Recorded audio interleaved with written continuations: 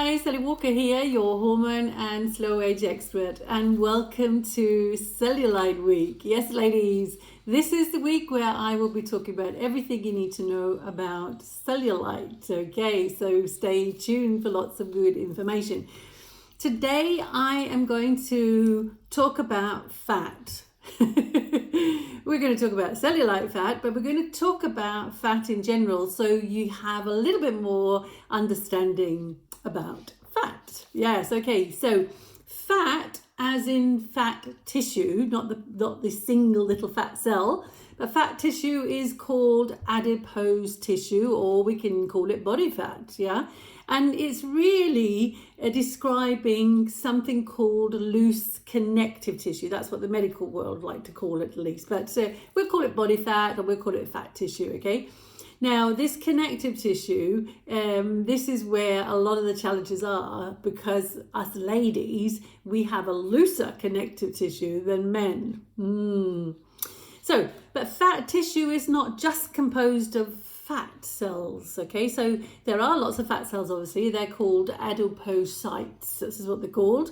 And their fat in these little fat cells is stored as something called triglycerides. So some of you may have heard of triglycerides. You might have had a blood test where you've been, they've measured, the doctors have measured the amount of triglycerides in your blood. So triglycerides is a group of 3 fatty acids, and these 3 fatty acids, they can be saturated, they can be unsaturated, combinations of, etc., etc. And this is the way the body will transport fats, but also store fat, okay? Now, also in your fat tissue, there will be little cells called fibroblast cells. And now these are really important because they're the ones that make collagen. They also make elastin, they also make hyaluronic acid, so this lovely molecule that gives moisture. So very important little cells, okay, fibroblast cells, remember them. There's blood vessels, there's lymph vessels, there's immune cells. And today, fat tissue is also recognized as being a very important endocrine organ. So what the hell does that mean, Sally? Well, endocrine means hormone, so it is really a hormone producing organ. It's not just this blob of wiggly woggly bumpy dumpy stuff which we call fat. It is metabolically very active. Yes, so the hormones, what are being produced in your fat cells? Estrogen.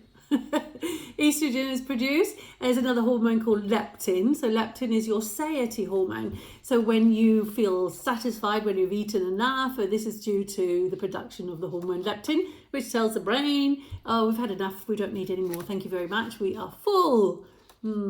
Yeah, something goes wrong with that one, doesn't it? With some people who keep on eating, yeah.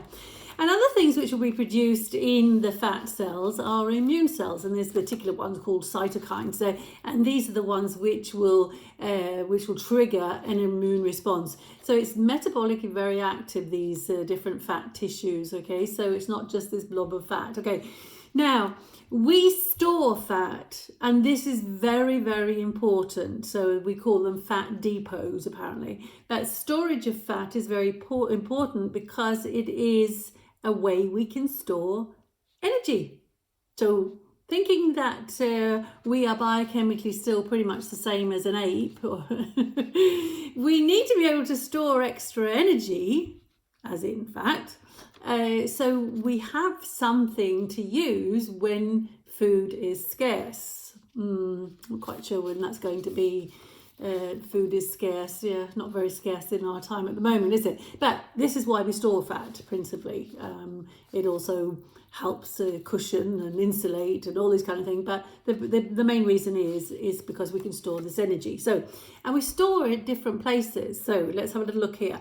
So we store it just underneath the skin. Now this is called subcutaneous, and this is where we women like to store our fat, at least until after menopause. And this fat is healthy. Remember this. This fat, you might think is ugly, but it's damn healthy, okay?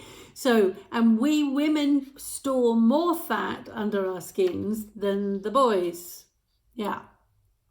So then we have visceral fat. So visceral fat is around the internal organs.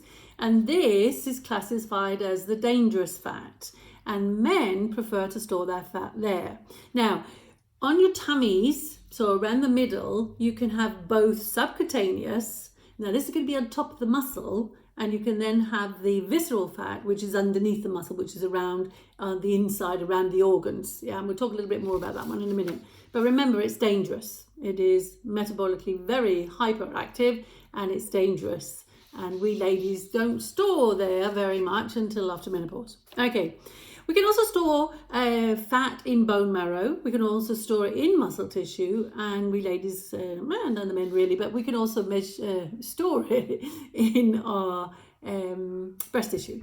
Okay, so these are the main areas: under the skin, around the organs, in the bone marrow, in the muscle, and in the breast tissue. This is where we can store fat. And remember, we ladies primarily like to store it just under the skin, especially the hips, the buttocks and the thighs, because that's where estrogen likes to put the fat.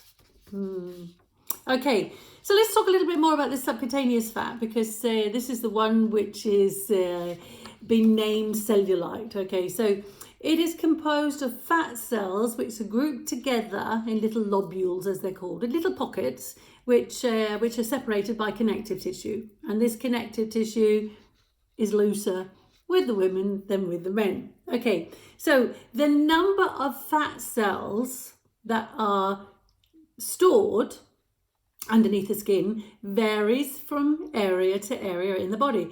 So we store more fat in our hips, in our buttocks, in our thighs, breast tissue. Yeah, this is what we women do because of the hormone estrogen, which is dictating. So other places of the body, we don't store as much fat underneath our, just underneath our skin. Yeah, perhaps we would like to have a little bit more sometimes under our skin, in our face as we age, but yeah, we don't, unfortunately. Okay, now the size of these fat cells is dictated by your nutritional state. So what does that mean? Well, it means if you are overweight, the size of the fat cells is going to be bigger than if you are slim or possibly underweight. Yeah. Okay, so if you're eating excess nutrients, then lots of these are going to be converted into fat and stored and in your fat cells, so your fat cells are going to get bigger. That's what it means. Okay. Now, remember, it is an essential energy reserve. It acts as padding, it acts as insulation, and these ones, or this type of fat, can be measured using the calipers. You know, so we use the calipers where can you see? Yeah, there it is. So when we lift up here, and this would be the fat tissue on my arm here, underneath there would be the muscle tissue. So this is how we can measure how much fat we have, and this will give us an approximation of the total body fat if we take various areas and add it together. I'm sure some of you have had this measured at a nutritionist, for example, or a fitness guru. Yes, so this is the type of fat we can measure with calipers. Okay, so the visceral fat. So what's all this about? So the visceral fat is the one which is stored around your organs, your liver, your kidney, your stomach, etc., etc., all of these different organs. Now, it is not stored in these connective tissue units. So it's completely different. It's just packed in there between the organs. And there can be several actually little depots around your insides, if you like. Now, this fat tends to be more fluid. And this fat is metabolically very active. And if you have high levels of this type of fat, you will have an increased risk for type 2 diabetes, cardiovascular problems, all these metabolic problems, as they are calling them. So we really need to be very careful of this type of fat. So this fat is really ugly, absolutely ugly, yes, and dangerous. Okay, now how do we measure this one?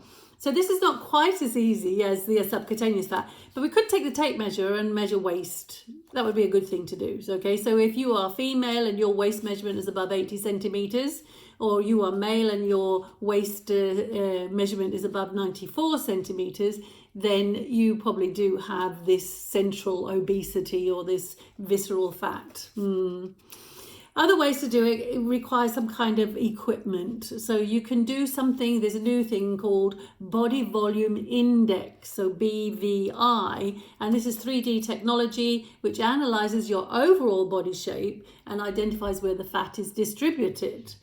Then there's the DEXA scan. So some of you ladies know the DEXA scan because you've had your bone density checked, but you can also use this dual energy X-ray absorptiometry to measure the fat in the abdomen. Okay, so as I said, it's not quite as easy, but get the tape measure out. It will give you a little bit of an idea at least as to where you are. So remember, you don't want to be above 80 centimeters waist size if you're a lady, and you don't want to be above 94 if you're a boy or a guy. So I thought you might find this interesting. So the different types of fats. Remember, the subcutaneous fat is the healthy fat. So we want to start looking at it as being the happy, healthy fat. And the visceral fat is the dangerous fat, and it's ugly. It's very, very, very ugly. We do not want the visceral fat. We need to start falling in love with our happy, healthy, subcutaneous fat. That's me for today. Happy hormones, happy life.